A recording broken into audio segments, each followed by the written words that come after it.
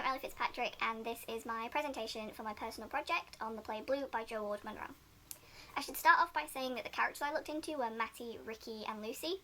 The reason I chose these characters is because Matty has bipolar, and he was the original character I was going to be playing. Ricky and Lucy have schizophrenia. Bipolar tends to be focused more on the emotions. Moods can go from one extreme to the other. You can go from feeling extremely energetic and positive and bubbly and quite erratic, to suddenly switching so you feel quite sad or angry or stressed and unenthusiastic. So scientifically, bipolar changes the way your brain works. You have changes in cognition. That's the reasoning and emotional processing point of your brain. There's the physical dimensions, which is where our personalities and our temperaments come from. The brain will actually produce higher levels of dopamine and oxytocin at the incorrect intervals. Basically, when someone might be feeling, or should be in the social sense, feeling quite sad, the brain will, for whatever reason, start producing excessive amounts of dopamine and oxytocin, which means that instead of feeling quite sad, someone might suddenly feel really energetic and in the mood and ready to dance. It also means that it will produce excessive amounts of cortisol, which is the chemical for stress. And too much can indeed cause memory loss, which is another symptom of people with bipolar, that at a certain point, they can often have memory issues. Basically, all in all, scientifically, bipolar literally causes chemical changes inside of your brain. Another noticeable part of being bipolar is, more often than not, someone who has bipolar will have experienced childhood trauma. It's something that can often trigger the sort of brain synapses and the neurotic tendencies. Moving on from that, we then have schizophrenia. So schizophrenia, on the other hand, tends to be based around fear instead of emotion, and the thought that there is something else. Some people envision voices, some people see illusions or hallucinations, others have delusions, which is the false belief in something they wholeheartedly and strongly believe to be true. Something very common in schizophrenia, other than the abnormal behaviour and delusions, is disturbed emotions and disorganised speech. As we witness with the character of Ricky, his speech patterns tend to be quite repetitive and incoherent, irrelevant, random, confusing. In the simplest way to explain this from the research that I've done is basically that someone with schizophrenia just has too much going on inside of their head. They have a complete different way of thinking. They're mentally stressed. They'll probably have depression or anxiety along with the voices and along with how they think reality should be. I think it's safe to assume that it would be pretty hard to get out an intact straight line sentence when there is so much going on inside of your head, when there's so many different versions of what you want to say. I have an old friend that was diagnosed with bipolar a couple of years ago, so I had that link, but I thought I'd throw the line out to see if anyone else could get back to me. I had a flood of responses from this Facebook post, which shows how people are open to discussing these things, which is another thing we see in Blue. Not all people, as the patients that we see with Lucy and Ricky and Maddie, they're not always going to be sat in the corner ignoring the subject and not discussing things. They are humans. One person detailed the switch of bipolar. They said that sometimes they didn't even realise there was a switch. One minute they're really tired and exhausted, and the next minute they have loads of energy and felt super angry. And it wasn't until a few hours later that they looked back at the situation and realised that someone had just mentioned something they didn't like or they disagreed with, and for whatever reason it just triggered them. And they mentioned how there's no specific trigger on a whole. Anything could be the trigger and just send them off in a different emotional direction. I thought this is quite similar to the scene with Matty in scene 8. He's enjoying a game of checkers with John, and suddenly, after he's corrected in how to play, he begins to switch. He's easily agitated and getting more angry and aggressive. Through the process of the play, we see him play the game of checkers a lot. And he talks about how he was taught by his grandfather. So I can imagine at some point he's probably lost a game to John or to his granddad, or someone spoke to him about it, or they've taught him a new move. And clearly he's not always reacted this way. Not just that John's corrected him or disagreed with him and that Anna's come over and proven their point further. It's really not that simple. This just happens to be something that Matty is experiencing. She'd begin to feel really guilty. She'd usually snap at people or, shout at someone for no real reason. So after a while, she described how she got incredibly annoyed at this guilt and how she didn't want to put her friends through that, so she began to isolate herself, which of course causes its own issues, and it sent her down quite a depressive spiral. I think that's really similar to how Matty is reacting near the end, after John has passed away. Matty is clearly very upset by this, and he's clearly feeling very guilty. He speaks to Bobby about it, and he says how he regrets the last thing he said to John. But at the same time, Matty's kind of avoiding the subject. He clearly feels the guilt, but probably doesn't want to feel guilty. That probably doesn't help his mental situation at that moment. He kind of pretends like nothing's wrong and only occasionally lets slip that there's something on his mind, aka John. The only time that we ever see Matty apologise is in scene 14. He apologises for flipping the table and getting so angry at John. He's obviously still quite a caring person, and he's not just a selfish douche that gets angry and never apologises. He clearly wants to, but often doesn't know how. So basically, when playing Matty for a scene like this, I would make sure to vocally skip over the apology and move on to the next thing like he does in the script. But I'd make sure that I'm always looking at John. I'm always trying to pry for information from his face. I'd make sure to be constantly thinking about how guilty I feel and how apologetic I feel. There is probably a lot I would want to say, and I probably have that inner dialogue going on inside of my head, but having that feeling of loss of air and not being able to say it would really show the audience that I'm still thinking about it, I'm still looking at John, and I'm still wanting things from John, but I don't want to say anything, and I don't want to appear confused and messed up, because that's the worst thing for a lot of people with disorders, is they are seen as the disorder and not themselves. So moving on, we then have Ricky and Lucy, who have schizophrenia. Ricky is very, very clearly religious and conscious of his family. He often speaks about how he hears angels and how his death will redeem and bring safety to his family. Ricky is fixated on his delusion. He seems to have fully accepted it. It seems as though Ricky doesn't want the voices to stop. He doesn't like being honest about the voices to the nurses, as that's when he thinks that they start to drag him up more. I think he's probably scared when he doesn't hear the voices. As he states, he is 22 years old, and his speech pattern is very polite and grammatical. There's no slang or jokes. He's very distant from others. He doesn't seem to interact with anyone unless he has to. This kind of tells me that Ricky is probably a very isolated person on a whole.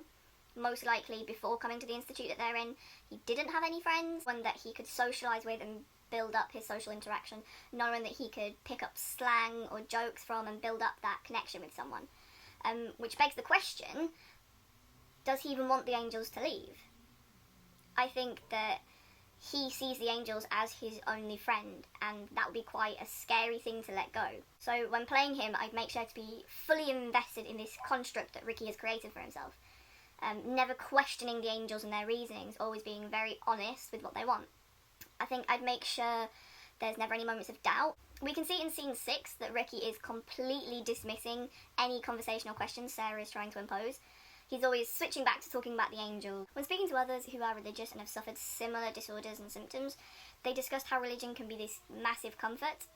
In Ricky's case, it could very simply be that he was struggling to make friends or understand a situation or trauma, and a way he started to deal with this is to have conversations in his head. Building a delusion takes time. It will often start small and slowly get bigger. But why Easter? That's when the angels told me to.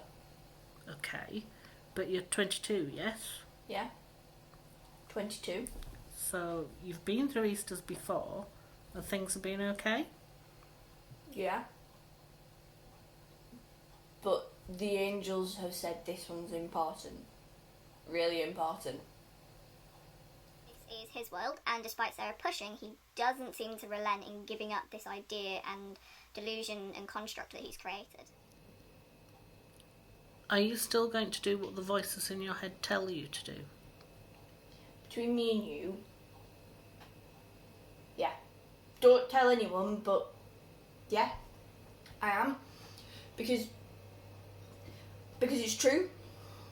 What they say is true. Sometimes I do wish I didn't have the angels, because it's hard. It is hard, but in another way, I'm glad, because they're true.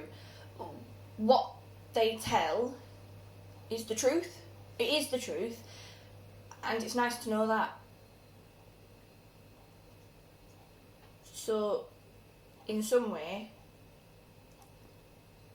I feel lucky. You know? You feel lucky? Yeah. You also have noticed that in both snippets I tend to move my jaw around a lot. I found it hard to focus, always moving my eyes and looking everywhere. I did this because in the line of my research, several sources said how people with schizophrenia find it incredibly difficult to concentrate and as such there's always something going on to them. I also found in many cases people had tics and physical tells. It's just the general, often common symptom that people develop tics when they have various mental disorders, and schizophrenia is no exception.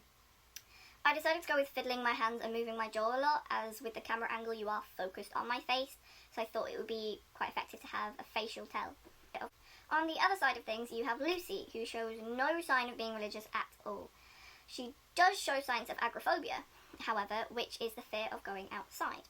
She also talks about how they might kill her and that they are watching within scene 18, showing how in her delusion she thinks people or something is constantly watching and judging her. How she fears if she goes out something bad will happen. She says there's rapists out there. In fact, at first seems like a quite offhand comment, similar to both Matty and Ricky, who often use distraction, talking about something else, except your issue is a common coping mechanism.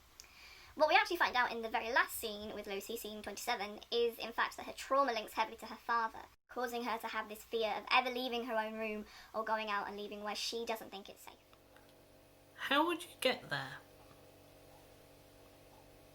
Underground. Underground. All the way to my front door, underground. Underground? Yeah, all the way. I also found that unlike Ricky, Lucy talks more fluidly. She's more jokey and friendly, telling me that she has experienced life, specifically her social life. She's bubbly and seemingly confident, but far more defensive when it comes to her own delusion. She's quite positive on a whole, and it's only when people start to push her to go outside or question why she's scared of it that she gets quite serious and snippy. As we just saw in the previous scene, I showed she's quite content in her decision, that she doesn't need to go outside, she can live underground with her cat, and there's no need for her to ever go out.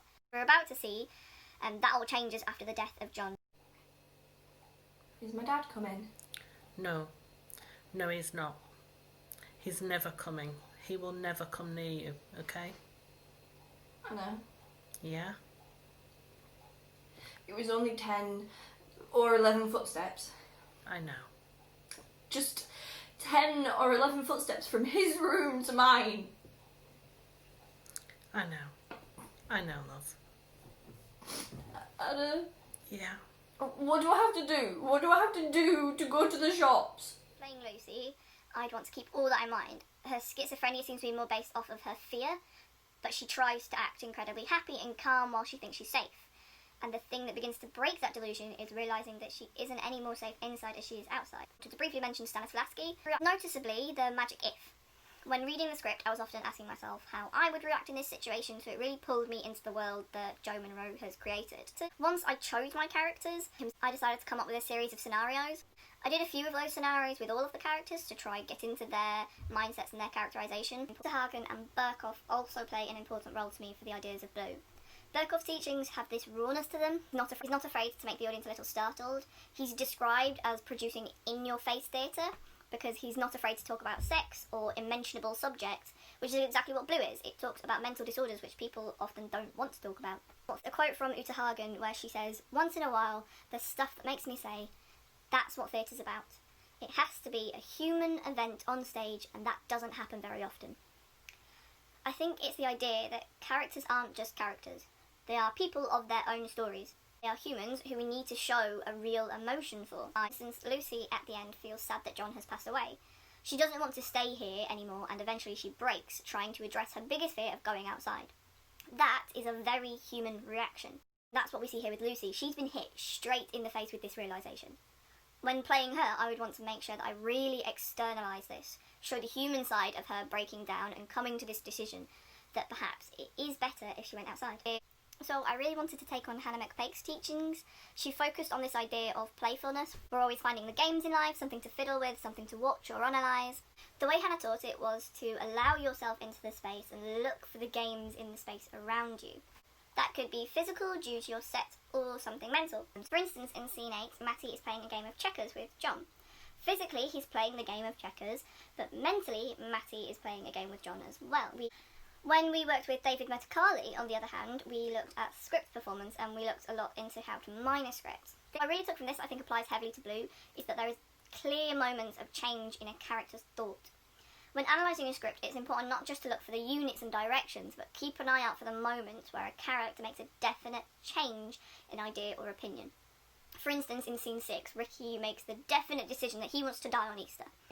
This means that for the scenes that follow, Ricky will always keep this in mind. Which, though for Ricky, when playing him, I would always make sure to have this idea in the back of my mind, to keep thinking, oh, the angels said I should die, and he said that's what's going to help, and having that thought process would lead my character in all the other decisions he makes throughout the play. After John dies, however, this idea becomes far more concrete and positive to Ricky. So this idea that I would have in the back of my mind helping me make my decisions as an actor/character would now become a much stronger, definitive direction. There's also this strange assured happiness that Ricky has after this, saying it is the truth, because he is now so convinced that the angels are telling the truth, it brings him enormous joy.